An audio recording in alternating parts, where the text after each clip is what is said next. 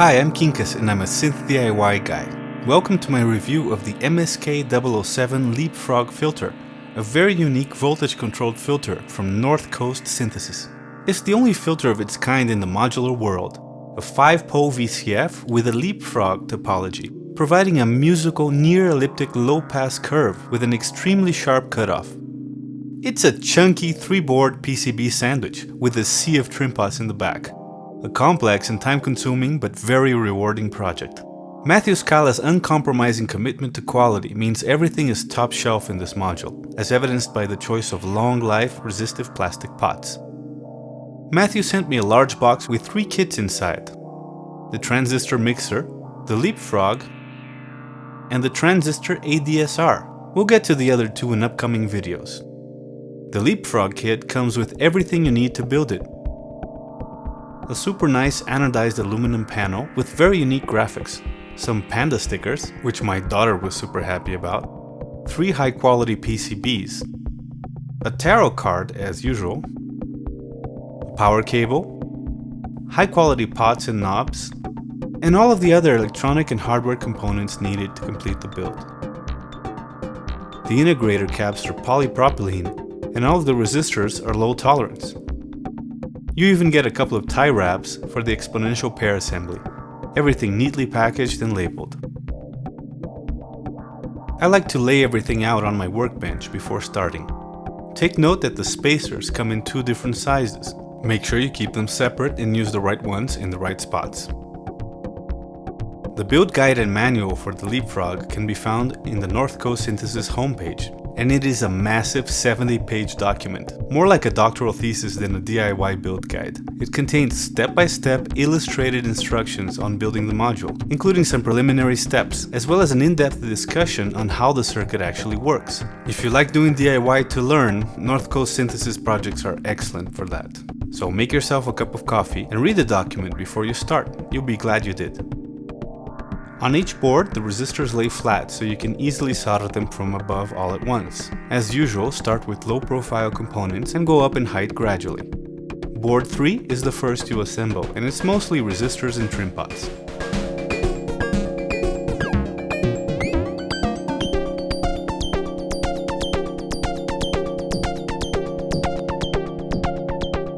Start board 2 also with resistors, followed by the many IC sockets. Use PCB1 to help you turn PCB2 over to solder the sockets.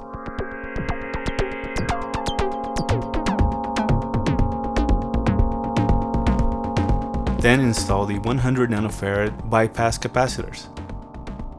These are radio caps, so you can actually solder them from above too, just like the resistors. Just make sure you check and touch up your work from the back of the board after clipping the leads. Then install the transistors and the polypropylene capacitors. Finally, install the spacers and headers that connect boards 2 and 3 together.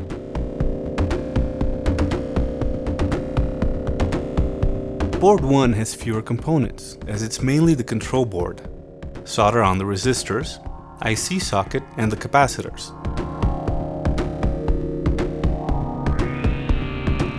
This board also holds the transistor pair and tempco assembly that makes up the exponential converter, which is what provides the module its tuning stability. Matthew includes some tie wraps, and the manual shows how to assemble the cluster and install it effectively. It's probably the trickiest part of the build. Take your time with it. Next, install the spacers and headers that connect boards 1 and 2. Make sure you use the correct size spacers. Remember, there are 2 sizes. Go ahead and plug the ICs into their sockets on board 2. Be very mindful of their correct orientation.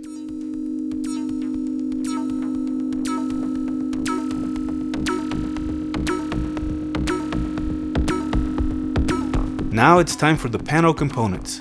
Place but do not solder all of the pots and jacks and the switch.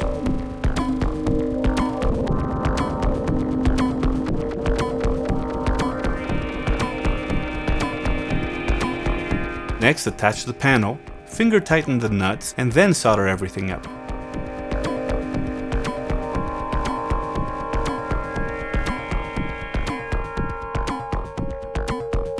That's it, just assemble all 3 PCBs and the panel together with their respective screws and spacers. Check the power header for shorts as usual and plug it in. There are different calibration procedures described in the manual. I went with the simplified procedure and it sounds amazing, so I saw no need for the more thorough calibration method.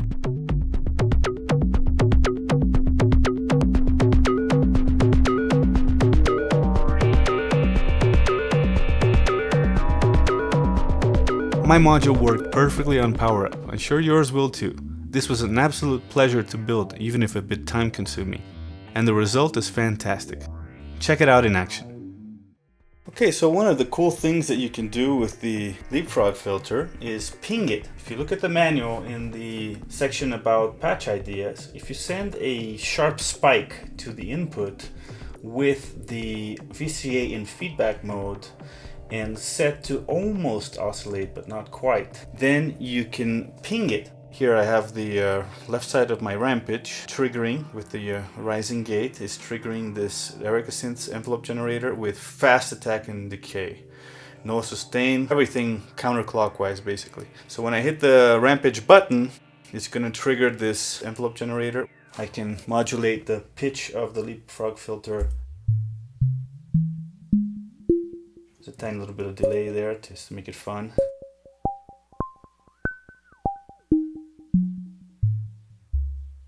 And yes, I'm pinging it with a little spike in the audio input.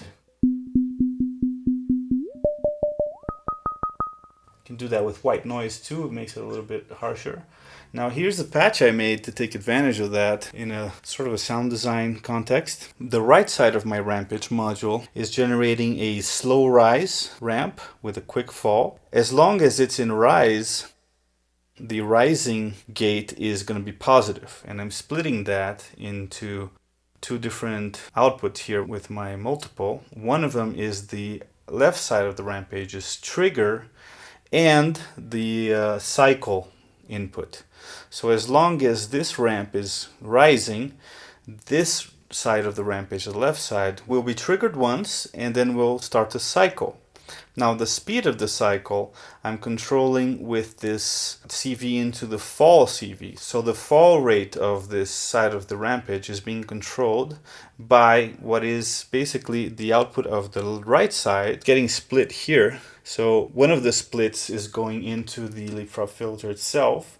So you get a rise in pitch of the filter as this ramp rises. And the other one is getting inverted and sent to the fall CV of the left side of the rampage, so that the cycle will get faster rather than slower, which is why I'm inverting it slightly. So what you will get will be a rise in pitch and a speeding up of the cycle that is triggering the Erica synth envelope generator to send spikes into the audio input, and thus this is kind of a musically or sound design wise useful patch taking advantage of the pinging of the MSK007 Leapfrog filter. All I have to do is press this button to set it in motion. Let's see what happens. Pretty cool, huh? Can make it go higher if I turn up the exponential FM attenuator in the Leapfrog filter, and you can make it go slower if I make this ramp a little bit longer on the rampage. And here we go again.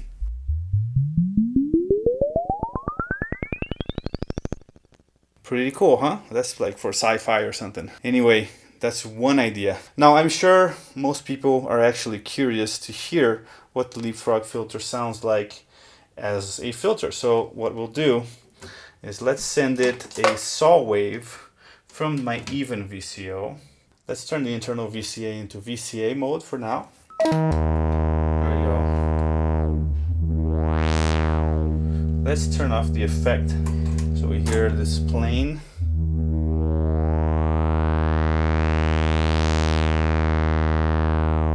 So as you can see, it's a very unique sound for a filter. It's not your usual transistor ladder or diode ladder or OTA filter. It's a very complex circuit. It's actually 3 PCBs behind there with lots of trim pots. It's a very complicated circuit to get what Matthew calls a musical near-elliptic low-pass filter, and it has a very, very steep cutoff curve. This was used in vinyl cutting plants and other applications that require a very steep ramp, and this is what it sounds like in synthesis. That's a saw wave right there. Let's try a square wave.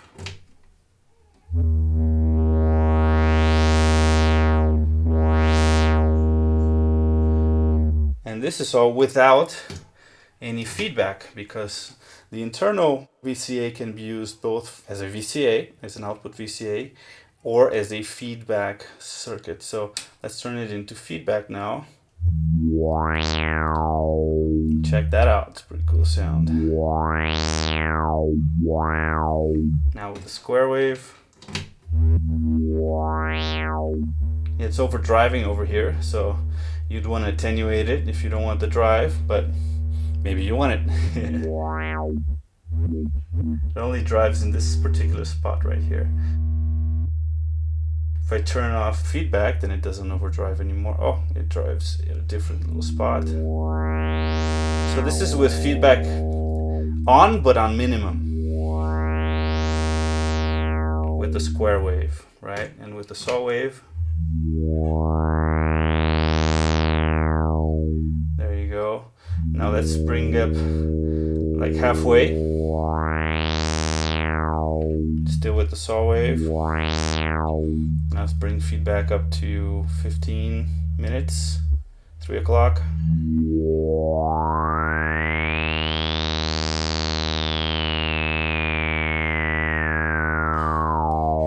Get a very pronounced whistling, and bring it up higher to maximum.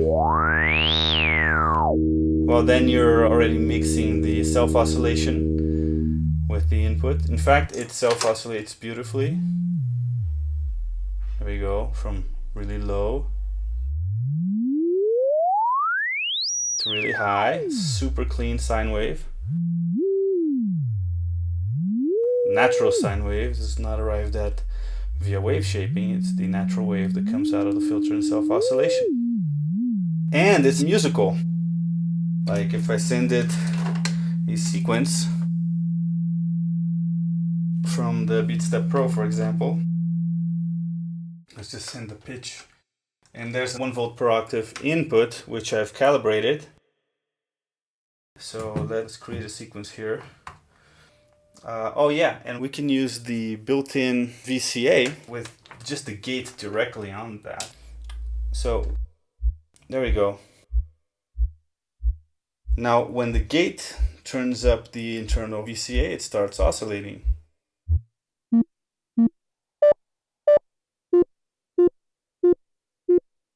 Like that. So let's record a little ditty.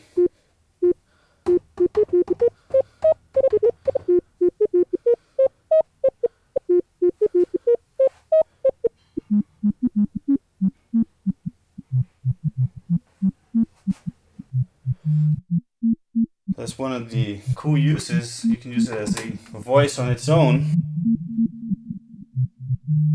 Let's make this a reverb. There you go.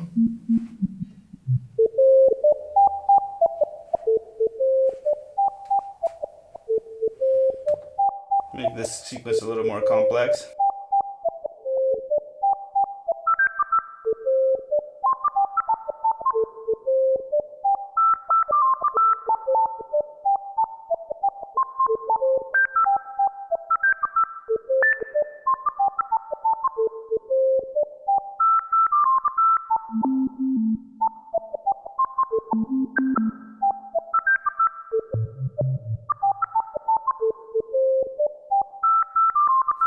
There we go. Nice little whistling voice. Using only the Leapfrog and the BeatStep Pro. No external modules in there, except for that little reverb at the end.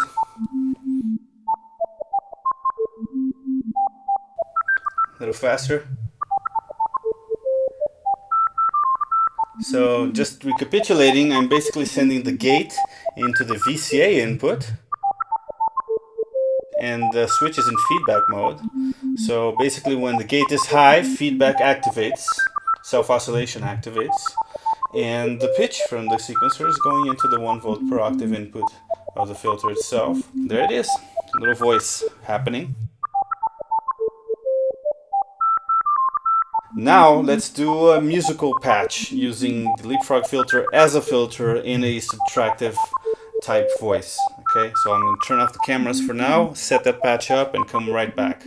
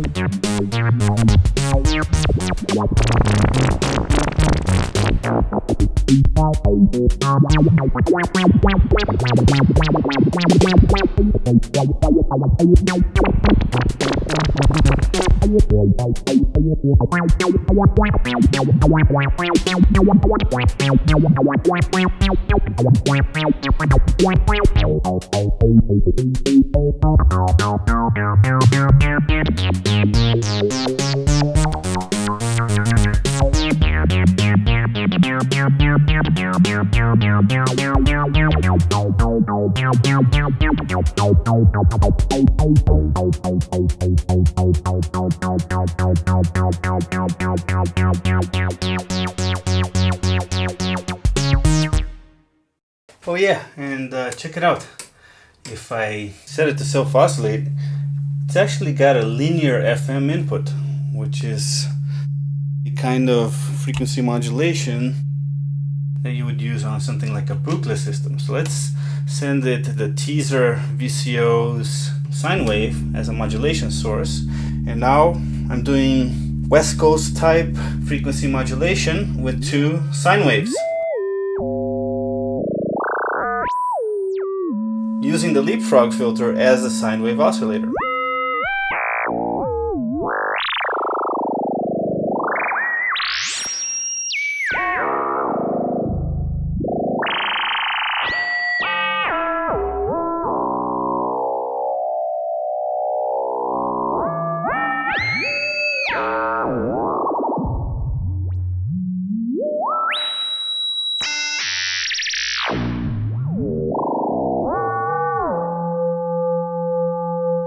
Now I'm going to sing that sine wave back into the linear FM of the teaser. So I'll do that with the send here.